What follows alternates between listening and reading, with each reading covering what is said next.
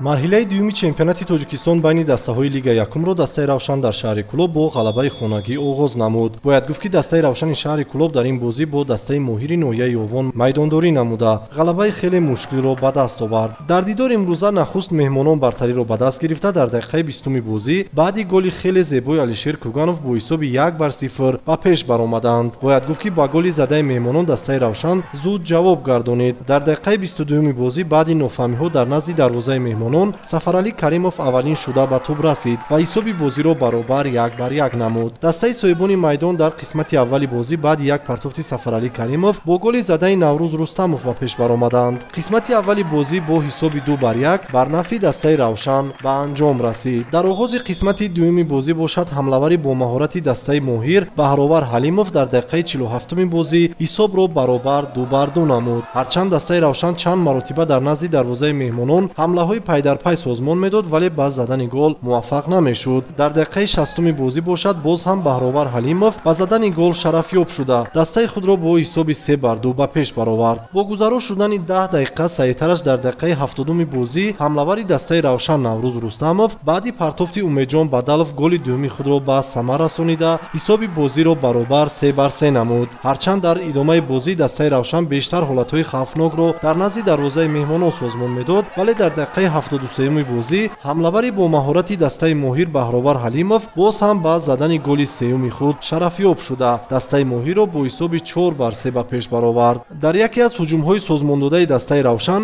ниммуҳофизатгари соҳибони майдон Сафарали Каримов дар дақиқаи 78-уми бозӣ аз масофаи дур як голи ҷолибу диданиро ба дарвозаи рақиб ворид намуда бозиро баробар 4-4 намуд. Дар дақиқаҳои охири вақти асосӣ Ҳасан Рустамов яке аз ҳолатҳои хуби голзаниро аз даст дод ва тӯбро болотар аз дарвоза зада берун баровард, вале дар дақиқаҳои изофанамудаи довар саъитараш дар дақиқаи 92-юми бозӣ боз ҳам Ҳасан Рустамов тавонист ки партофти ҳамдастагони худро самаранок истифода карда голи панҷуми даста ва ғалабаоварро ба дарвозаи Моҳир ворид намояд. ҳамин тариқ бозии дастаҳои Равшан ва Моҳир бо ҳисоби 5-4 бар нафъи дастаи Равшан ба анҷом расид ва шогирдони Ғайраталӣ Мираҳмадов 3 имтиёзро ба хазинаи худ ворид карданд. Бояд гӯем ки бозие ки мо ҳозир гузаронем бо дастаи Равшан мо ҳаминро фаҳмидем ки бозии мо нав бозигарои мо ба худ омаданд. Баъд аз он бозиҳое ки мо пеш гузарондем бози мо аз даст бозигарои худамон ҳамашон ризоем.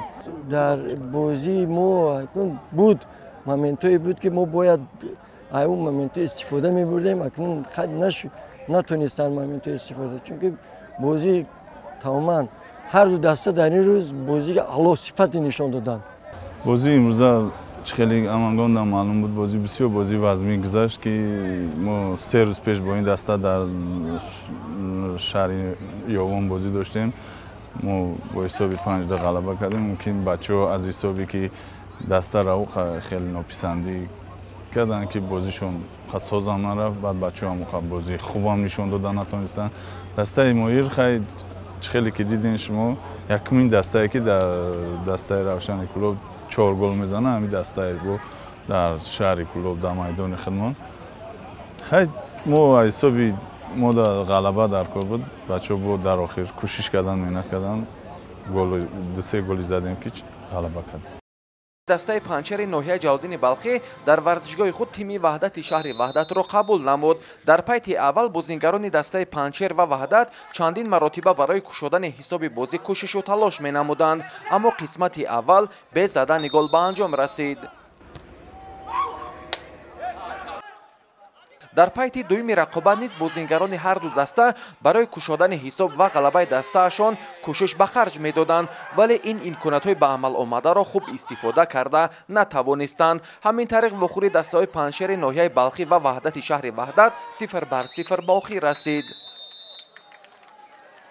бозӣ хуб буд, аз дастаи мо бозӣ ба фоидаи мо буд, лекин ҳисоб ба фоидаи мо нашид, ҳаминаш нохуб аст. набошад бозӣ нағз карданд, бачаҳоамаш меҳнат карданд, давиданд, пеш қафоамаш нағз бозӣ карданд ҳама тарафа, лекин мегӯм ки ҳисоб ба фоидаи мо нашид. ҳамин масъала аз сари мавсим аст ки мушкили мо аст, ҳеҷ раҳи ҳалашро наёфтаистем, бо ҳаракат мекунем, кор кунем ки раҳи ҳалаш ёфт шавад. бози оянда дар сафар бо дастаи Улбук албатта ғалаба 3 имтиёз гирифтанд. بازی وزمی گذشت برای اینکه حساب کشیده نشد، اینکه بازی هر دو طرف وزمانسی بازی را برد کردن داشتن، چه از طرف ما چه از طرف پنجشیر. مشکلی در اون بود که هفته آخر خیلی که من گفته بودم دسته تمرینی ساز نداشت. به تمرین خسته به بازی اومدیم و این عاقبتی به تمرین همین. بازی آینده در خانه اسفره را قبول میکنیم.